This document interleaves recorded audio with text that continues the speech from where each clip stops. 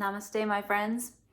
This is Jill Loftus of New Astrology, and today I'd like to talk to you about the difference between baggage and luggage.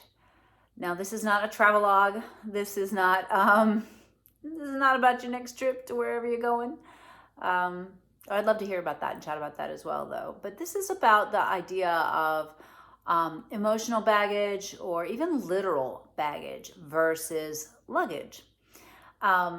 And I kind of came up with this concept over this summer, over this year, because for me, there's been a lot of personal change. My dad passed away this year. The family home was sold. At the same time, my sweetheart's family home was sold as well. And we spent an enormous amount of time and energy sorting through old possessions, other people's possessions, heirlooms, and antiques and plain old trash, right? What's the line between an antique and something that's just old? And it's funny. It was such a strange experience because I've had so many times in my life where I really couldn't afford things, I had to save up to buy the rake to rake the leaves for the yard, right? I had to really think hard about buying something frivolous like a pair of beautiful candlesticks or a vase. And all of a sudden, we were just inundated with, things that had belonged to our parents, things that were passed down in the family, things that were ours from childhood, that were filled with memories and meaning. And some of those memories were lovely and some of those memories were not. And we spent a lot of time sorting through and trying to decide what we could absorb and wanted to absorb into our life. And we had just gone through the whole process of moving in together as well when this happened. And so there's been a lot of stuff and a lot of sorting of stuff. And I kind of see this in the collective. I really see a big shift away from accumulation for accumulation's sake. I do think that whole era of collecting, now I think people do still collect things. But boy, it was a vocation for some people for a while there. I remember, my parents were avid attendees at auctions, collecting different types of glassware, or my father also collected like antique farm equipment, even growing up, like it was like, what do you collect? You always collected something. And it was also a way, oh my gosh, what are we going to get mom for Christmas, right? Well, mom was collecting this or that. And so, that's what we would get her. And I think that that kind of turned at some point in our culture, in our way of daily life, into becoming a burden. It became baggage, again, versus luggage. Thinking in terms of baggage being something that you have to drag around that feels heavy and awkward and feels just like it's unprocessed material, versus luggage, which is something that you consciously choose to bring forth with you. You consciously decide, look, this is worthwhile me carrying around. And so I want you to really think about this, and you can start with it as an emotional thing, or you can start with it as a material thing about how much baggage versus luggage do you have or do you carry around, and what of it might be, some of it might not even be your baggage or your luggage, right? It might be from your family. It might be from your lineage. It could be holding on to old memories. It could be holding on to an ideal that no longer exists. I find it fascinating every time I move, and I have moved between personally and my business. I have moved 15 times, I think it was, that we added up. And every time you move, there's a bit of editing, right?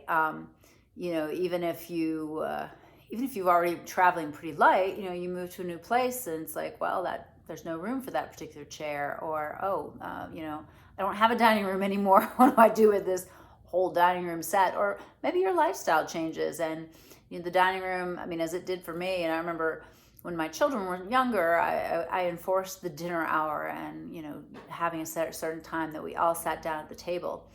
And then when I went through my divorce and the children I moved out, that whole thing fell apart because it just felt like something that we did before. And now that dad wasn't there, it didn't feel right.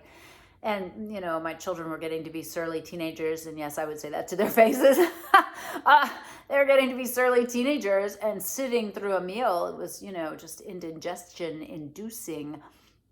So I would just make something that I knew everyone would like. And if someone in the family didn't like something else I would make, I would make a lot of food and just kind of set it all out on the island in the kitchen and let people come and eat and graze as they liked, which yielded a much more temperate dinner hour, perhaps not in alignment with the norm or certainly in alignment with the way I was brought up.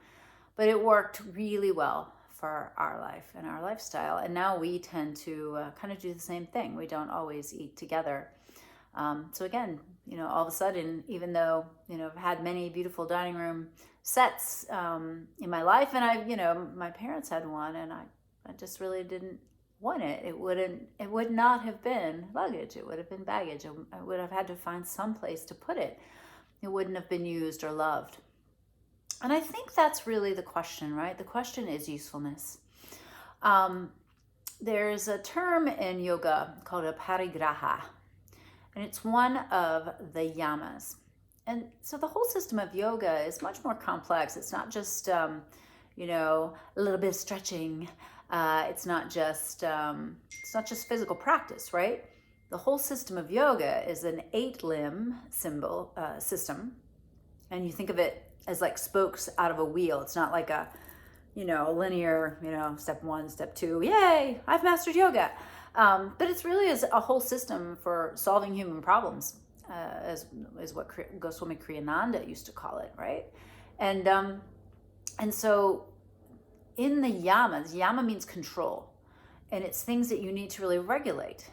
And you have to do them on all 3 levels, which is just fascinating. Sorry, this cat here drifting up. Madeline here is getting petted.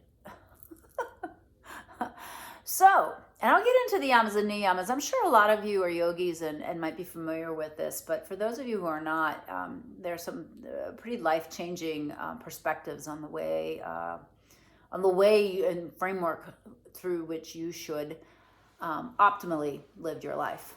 And so to control aparigraha is to control and work with greed, your greed. But you have to do it on all 3 levels. The physical level of greed, the verbal level of greed, and the mental level of greed. And I think the concept of baggage versus luggage could fall into all 3 of those, right? So let's say physical greed. It can be as simple as overeating, or it could also be, the person that you saw in the line at the grocery store at the beginning of the pandemic with all of the toilet paper in their cart, leaving nothing for anyone else. They're probably still using that toilet paper, right? Total greed, right? Physical greed could even also be,